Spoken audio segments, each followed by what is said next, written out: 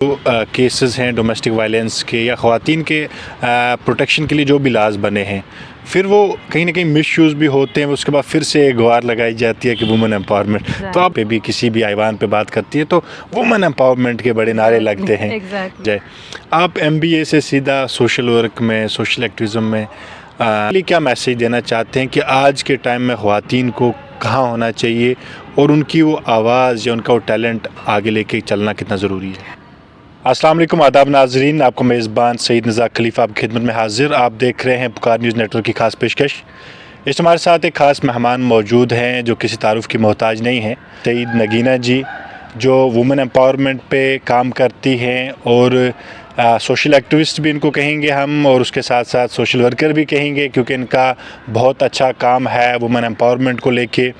और अक्सर ये सोशल इश्यूज़ पे भी बात करती रहती हैं और ख़ासकर ख़वातीन के मसले मसाइल को भी उजागर करती हैं और ख़वातीन के फलाह बहबूद के लिए भी इनका काम देखने को मिलते हैं। इस टाइम सीधा आपसे पहले हम जानने की कोशिश करेंगे कि कितने अरसे से आप इस काम के साथ जुड़े हुए हैं, वो जानने की कोशिश करेंगे। अस्सलाम वालेकुम, थैंक यू नज़ाकत, आपने मुझे मौका दिया बात करने के लिए, thank you so much. Actually अगर बात किया जाए, I start my career since 2017 when I was a fresher, एक MBA करके आई थी। देन एक अच्छा लगा कि लोगों के लिए काम करूं। I never applied for the government job, पहले से रहा कि मैं कुछ कंट्रीब्यूट करूं सोसाइटी के लिए। एंड वुमेन एम्पावरमेंट की जहाँ पे आप बात कर रहे हैं, मैं यूथ के लिए काम करना चाहती थी, जहाँ पे मेल फीमेल है कोई फ़र्क नहीं पड़ता है। बट 1-2 साल से मेरा पूरा फोकस रहता है वुमेन एम्पावरमेंट के लिए, क्योंकि मैं चाहती हूँ वुमेन के लिए सोशली इकोनॉमिक इंडिपेंडेंस इंपॉर्टेंट नहीं, इकोनॉमिकल इंडिपेंडेंस बहुत इंपॉर्टेंट है। तो ये फोकस रहता है मेरा, ताकि एक औरत वो इकोनॉमिकली बहुत ज़्यादा ग्रो करे। दिस मेन एक सवाल ज़रूर ज़िम्नन जानना पड़ेगा क्योंकि हम वो बड़ा प्रोफेशनल बोरिंग इंटरव्यू हम नहीं करेंगे, क्योंकि एक खुले से सवाल रहेंगे, कोई प्री प्लानर सवाल नहीं रहेंगे। अक्सर मतलब जब भी बात आती है ख़वातीन जब अपने बात करती हैं, कहीं पे भी किसी भी ऐवान पे बात करती है तो वुमेन एम्पावरमेंट के बड़े नारे लगते हैं। क्या लगता है आपको आज के टाइम पे भी क्या इतने जेंडर बयासेस हैं जहाँ पे वुमेन मैन इन चीज़ों की डिफरेंसेस देखी जा रही हैं, या फिर क्या ख़वातीन अभी भी पीछे हैं as compare to male ratio, जहाँ पे वुमेन एम्पावरमेंट पे हमेशा ही ज़्यादा फोकस दिया जाए, काम किया जाए? क्या मानते हैं? सही नज़ाकत, मुझे लगता है बीइंग ए जर्नलिस्ट आपको ज़्यादा इस चीज़ की खबर होनी चाहिए कि कितने ज़्यादा इश्यूज़ आ रहे हैं। अगर जो आप बोल रहे हैं वुमेन्स के साथ अभी भी इश्यूज़ हो रहे हैं, क्यों नहीं हो रहे? हर एक गांव में पता चलता है, कभी डॉवरी इशू पे मारा जाता है, कभी उनको मतलब किसी लड़के और लड़की का रिलेशन होता है तो उनको मारा जाता है। हर टाइम लड़की एक विक्टिम रहती है। मुझे लगता है कोई चेंज नहीं आ रहा है। हाँ, हम वुमेन एम्पावरमेंट को लेकर बहुत सारे डिबेट्स हो रहे, सेमिनार्स हो रहे, काम हो रहा है, बट अगर ग्राउंड लेवल पे देखा जाए उतना नहीं हो रहा है जितना होना चाहिए। क्योंकि बहुत सारी लड़कियां because of their family pressure वो सामने बोलते नहीं है, उनके साथ डोमेस्टिक वायलेंस होता है, वो बोल नहीं पाते, या कभी उनको ऑफिस में एक्सप्लॉइट किया जाता है, वो बोल नहीं पाते। तो I think women is always a victim, और ये हो रहा है। जो जैसे पावर्स भी कहीं ना कहीं मिसयूज़ किए जा रहे हैं। Exactly. जब भी वुमेन एम्पावरमेंट की बात की, जैसे अभी आपने कहा डोमेस्टिक वायलेंस के हवाले से, इस लॉ को मतलब एक प्रोटेक्शन के तौर पे इस्तेमाल किया जाता था। एक औरत अपनी फलाह बहबूदी के लिए, अपनी प्रोटेक्शन के लिए यूज़ करती थी। वहाँ दूसरी तरफ एक आज रस्म रिवाज चल पड़ी है कोर्ट्स में, मतलब आप डोमेस्टिक वायलेंस के केसेस इतने ज़्यादा फाइल किए गए हैं कि पता नहीं चलता इसमें हकीकत किस केस में है, किस केस में नहीं है। तो कैसे देखते हैं आप जो वाकई में जो डिज़र्व करती हैं ख़वातीन, जिनके लिए बने थे कानून, इसको मिसयूज़ होते हुए फिर आप कैसे मानते हैं इस चीज़ को? राइट नज़ाकत, ऐसे मैं भी देख रही हूँ कि वुमेन अभी अपने पावर्स बहुत मिसयूज़ कर रहे हैं। अभी अगर मैं मेल कम्युनिटी की देखूँ तो बहुत सारे लड़के डर रहे शादी करने से कि इतने राइट्स दिए गए हैं वुमेन को, कल को वो मिसयूज़ करेंगे, एंड शादी के टाइम फिर वो मेंटेनेंस का ज़्यादा डिमांड्स हो जाती है, ये चीज़ें होती हैं। एंड अगर देखा जाए ना, व्हाट कंक्लूजन क्या है? कंक्लूजन है कि आपने खुद देखा होगा हमारे J&K की स्पेशली मैं बात करती हूँ कि गॉड फेयरनेस बहुत कम हो गया है। एक लड़के और एक लड़की को पूरी बिल्कुल कम नॉलेज रही है दीन की, दैट्स व्हाई ये लड़ाइयाँ झगड़े, वुमेन एम्पावरमेंट के केसेस आगे जा रहे हैं। आपने बोला कोर्ट्स में डोमेस्टिक वायलेंस के केसेस आगे जा रहे हैं। अजान हो रही है तो हम थोड़ा सा इंटरव्यू अपना रोक लेंगे, उसके बाद फिर से हम अपना इंटरव्यू कंटिन्यू करेंगे। तो फिलहाल lack of knowledge, lack of Islamic knowledge. एक लड़की मुझे लगता है कोर्ट तक जानी ही नहीं चाहिए, वो नौबत आनी ही नहीं चाहिए, स्पेशली JNK की लड़कियां, जहाँ पे हम बोलते थे the valley is full of cents, जहाँ पे इस्लाम का इतना ज़्यादा होल्ड है। तो मुझे नहीं लगता है कि एक लड़की को कोर्ट तक जाना चाहिए, पुलिस स्टेशन तक जाना चाहिए। एंड उसके पीछे भी रीज़न्स होते हैं, एंड मैं वो रीज़न्स डिस्कस नहीं करना चाहती हूँ अभी। बट आई थिंक सो कि अगर एक इस्लामिक एटमॉस्फेयर घरों में हो पहले से, तो आई डोंट थिंक सो ये नौबतें आएंगी।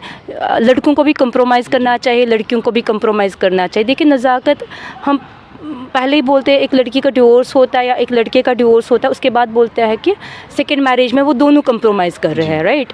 तो why don't in the first marriage पहले ही क्यों नहीं कंप्रोमाइज़ हो रहा है कि हमें सेकेंड मैरिज में फिर इतनी ज़्यादा कंप्रोमाइज़ करने पड़ते हैं।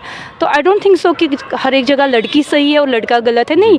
मोस्टली बहुत सारे केसेस में लड़कियों की 100% गलतियाँ होती है। आज भी बिल्कुल आपको यहाँ रोकना चाहूँ, क्योंकि ज़्यादा हम आपसे जानना चाहिए, क्योंकि आपने ग्राउंड में बहुत काम किया है, खासकर रूरल एरियाज़ में आप जाते हैं, रूरल एरियाज़ में काम किए हैं, आपके वो एक्सपीरियंस जानना चाहेंगे कि वाकई में वुमेन एम्पावरमेंट की या ख़वातीन को आगे बढ़ने की ज़रूरत है, खासकर रूरल एरियाज़ की जो ख़वातीन हैं। तो क्या देखा आपने, क्या महसूस किया रूरल एरियाज़ में जो ख़वातीन अभी भी पीछे हैं या एजुकेशन के हिसाब से, लिटरेसी रेट के हिसाब से भी पीछे हैं, तो उनको कैसे आपने क्या पाया, क्या देखा जहाँ पे फिर आपने वहाँ पे काम किए? थोड़ा सा अपना एक्सपीरियंस शेयर कीजिए काम का। नज़ाकत, जैसे मैं रूरल एरियाज़ में स्किल एलिमेंट को प्रमोट कर रही हूँ। इन 18 अबो जो भी लड़कियाँ होती हैं उनको हम स्किल एलिमेंट की नॉलेज देते हैं। बहुत सारी स्किल्स है, जैसे पश्मीना वर्क है, सोजनी वर्क है, तिला वर्क है, या उनको वो जो जम्मू में हम स्पेशली ब्यूटिशियन की ट्रेनिंग्स देते हैं, स्विमिंग मशीन ऑपरेटर की ट्रेनिंग्स प्रोवाइड करते हैं, and the trainings are free of cost. वहाँ पे जब भी मैं लड़कियों से मिलती हूँ तो वहाँ पे रीजंस होते हैं, हमारे पास मैरिड औरतें भी आती, पॉवर्टी बहुत ज़्यादा, गरीबी होती है जिस वजह से वो काम करना चाहते हैं। मोस्ट ऑफ द टाइम्स गरीबी की वजह से लड़कियों को काम करने की ज़रूरत, हर वक्त डोमेस्टिक वायलेंस नहीं होता है जो हर कोई लड़की बोलती है कि मुझे मजबूरी में काम करे, शोहर पैसे नहीं थे, नहीं।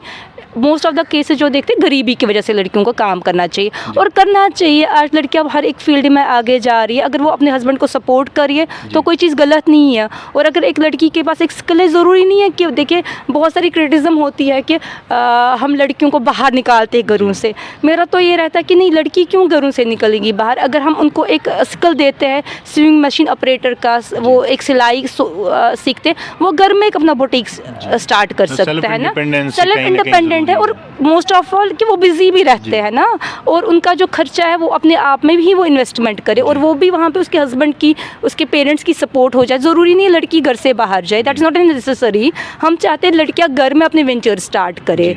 जो भी हमारा स्किल डेवलपमेंट प्रोग्राम होता है उसमें तो हमारा जॉब असिस्टेंस होता ही होता है, बट उसके बगैर भी हम चाहते हैं जॉइंट वेंचर्स बने।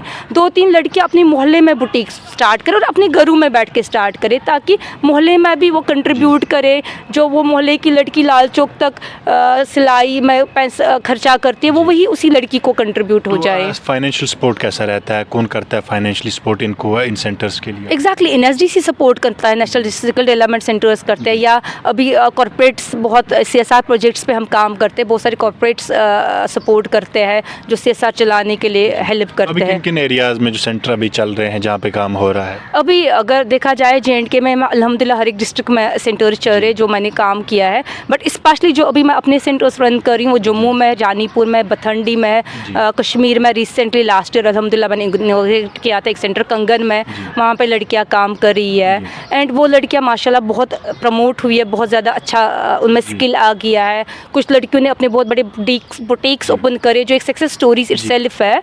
तो ये चीज़ें हो रही तो ये सेल्फ इंडिपेंडेंट अपने छोटे छोटे वेंचर्स खड़े करते हैं, बिजनेस यूनिट्स खड़े करते हैं, उसके साथ साथ क्या जॉब प्लेसमेंट्स वगैरह के लिए कोई हेल्प प्रोवाइड होती है जब स्किल सीखने के बाद? क्योंकि सारे अगर नहीं करना चाहते यूनिट तो उनको भी क्या हेल्प मिलती है इसमें? एग्जैक्टली, हमारा जो कोर्सेज होता है जॉब असिस्टेंस, जॉब श्योरिटी नहीं होता 100%, जब असिस्टेंस होता है। कुछ लड़कियां अगर काम करना चाहती है तो वो बाहर भी, हम उनको बोलते हैं कि आप बाहर के कॉर्पोरेट्स के साथ काम करो एंट्री लेवल, बिकॉज आपको पता है जो रूरल एरिया की लड़कियों प्लेटफॉर्म आप प्रोवाइड करते हैं, वो बहुत आगे ग्रो करे। अगर हमारे साथ हॉस्पिटैलिटी में लड़कियां काम करती है, जो हॉस्पिटैलिटी की ट्रेनिंग ली होती है, वो होटल्स में काम कर रहे हैं, या कोई लड़की रिटेल की ट्रेनिंग लेती है तो वो वी मार्ट्स पे काम करते हैं, सुपर मार्केट्स, हाइपर मार्केट्स में उनको हेल्प मिलती है job to excel their future, you know. तो अभी ज़िमनन जानना चाहेंगे आप, क्योंकि MBA से होके आप आए, फिर MBA के बाद लोग ज़्यादा बिज़नेस की तरफ बढ़ते हैं, ज़्यादा बिज़नेस इंटरेस्ट होता है कि अपना कुछ बिज़नेस शुरू किया जाए। आप MBA से सीधा सोशल वर्क में, सोशल एक्टिविज़म में, तो ये कैसे, मतलब कहाँ से कहाँ मतलब आप पहुँचे, और कैसे आपको लगा कि इसमें जाना चाहिए, काम करना चाहिए? I don't know, this is I think God's gift in me कि मेरे को किसी का दुख बर्दाश्त नहीं होता है, and I just want to help others despite कि मैं कर पाऊँ या ना कर पाऊँ, बट मैं करना चाहती। जैसे मैंने कंगन में संडे के प्रोग्राम्स रखे थे, फ्री क्लासेस, स्किल डेवलपमेंट के क्लासेस स्टार्ट किए थे, वहाँ की लड़कियों को मैं फ्री ऑफ कास्ट पढ़ाती थी besides my job, you know. And अभी मैं जम्मू में हूँ तो मैं जम्मू में भी स्टार्ट कर रही हूँ कोचिंग, फ्री लड़कियों को पढ़ाने का, 7, 8, 9th का मैं वो भी स्टार्ट कर रही हूँ। मेरे साथ और भी टीम जुड़ी है which want to help, you know, Nazakat. I just want to contribute the society so that the world will remain me remember till eternity. Kashmir को रिप्रेजेंट कर रहे हैं आप, बाकी भी जो ख़वातीन देख रही हैं इस टाइम हमारा ये प्रोग्राम, तो उनके लिए जो वो ख़वातीन हैं जो खामोश, जिनकी एक आवाज़ होती है, कुछ करने की चाह होती है, लेकिन कहीं ना कहीं या फिर समाज के डर से दबी सहमी सी रहती हैं, तो उनके लिए क्या मैसेज देना चाहते हैं कि आज के टाइम में ख़वातीन को कहाँ होना चाहिए, और उनकी वो आवाज़ या उनका वो टैलेंट आगे लेके चलना कितना ज़रूरी है? आई थिंक लड़कियों को सबसे इम्पोर्टेंट है कि वो अपने एजुकेशन पे बहुत ज़्यादा कंसंट्रेट करे। जब तक वो पढ़ी लिखी ना हो तब तक वो आगे कभी नहीं बढ़ पाएंगे। अगर गवर्नमेंट स्कीम्स भी अवेल करना है तो उसका भी एक क्राइटेरिया होता है, 8th पास, 9th पास, 10th पास, है ना। तो अगर उनको स्किल डेवलपमेंट ट्रेनिंग्स ज्वाइन करनी है तो ताकि एक उनका एक आइडेंटिफिकेशन प्रूफ बने, तो उसमें भी उनका एक 8th क्लास की क्वालिफिकेशन होनी चाहिए। एंड आई विश J&K की हर एक लड़की एक सेल्फ इंडिपेंडेंट बने एंड सोशली सबके साथ कनेक्ट रहे, ऐसा नहीं, and they should respect each other. And सबसे इम्पोर्टेंट जो मैं बोलना चाहती हूँ कि अपने रिलीजन को ना भूले, यू नो, गॉड फेयरनेस लेके आगे चले कि कोई नहीं देख रहा है कि अल्लाह देख रहा है। एंड मेरा एक हमेशा फोकस रहता है, डोंट प्लीज़ पीपल, प्लीज़ अल्लाह। अल्लाह को आप प्लीज़ करो, आपको रास्ते खुद बनते जाएंगे। लड़के लड़की में जब तक एजुकेशन नहीं आएगा ना, उसमें कोई एटिकेट्स नहीं आएंगे। तो education is very important, and I request to all the family members, अपने बच्चों को रिलीजियस की तरफ बहुत डाइवर्ट करिए। तो ये नहीं कि हम एक वेल करे, पर्दा करे और हमें इस्लामिक नॉलेज ना हो। I think we should focus on the Islamic knowledge. लड़कियों को भी और लड़कों को भी बहुत ज़्यादा ज़रूरत, ताकि हमारे डोमेस्टिक वायलेंस केसेस बचे। बहुत बहुत शुक्रिया, वक्त इजाज़त नहीं दे रहा, और भी बहुत सारी बातें करनी थी, क्योंकि बातें इतनी सारी हैं कि करनी थी बहुत सारी, लेकिन अभी वक्त इजाज़त नहीं दे रहा है हमारे। फिर नेक्स्ट किसी और प्रोग्राम में हम ज़रूर इनसे जो रह गई बातें वो भी करेंगे। फ़िलहाल के लिए हमारे साथ हमारे जो जुड़ने वाले हैं, जो हमारे नाज़रीन हमें देख रहे हैं, आप तक भी ये इंटरव्यू बहुत ही ज़रूरी है। आप अपनी भी राय हमारे साथ साझा कर सकते हैं कि वाकई में आज के इस बदलते हुए दौर में भी ख़वातीन के हवाले से, ख़वातीन के एम्पावरमेंट के हवाले से काम करना कितना ज़रूरी है। हमारे साथ आज की हमारी ख़ास मेहमान सईद नगीना जी थी, जो एक प्रोमिनेंट सोशल वर्कर हैं और ख़ासकर ख़वातीन के मामले में आगे रहती हैं। अब दीजिए अपने मेज़बान सईद नज़ार खलीफ़ा को इजाज़त। अल्लाह ने चाहा एक और प्रोग्राम के साथ आपके साथ मुलाकात होगी, तब तक के लिए अल्लाह हाफ़िज़।